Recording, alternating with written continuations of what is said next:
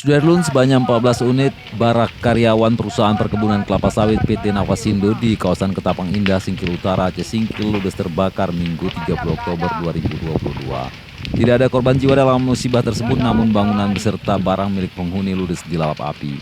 Hanya sebagian kecil barang milik korban yang berhasil diselamatkan. Hal itu terjadi lantaran konstruksi bangunan dari kayu sehingga api cepat menjalar dan sulit dipadamkan. Total barak yang terbakar 14 unit. 11 unit berpenghuni, 3 unit tidak berpenghuni. Para korban yang tempat tinggalnya terbakar sementara mengungsi. Pihak BPBD Aceh Singkil malam ini mendirikan tenda di lokasi kejadian untuk tempat mengungsi para korban. Sejauh ini penyebab kebakaran diduga akibat hubungan arus pendek di salah satu rumah korban. Adapun penghuni barak semuanya karyawan PT Nawasindo. Sementara itu berdasarkan informasi, kobaran api terlihat sudah membesar. Tonton video ini selengkapnya di YouTube Serambi On TV dan Facebook serambinews.com.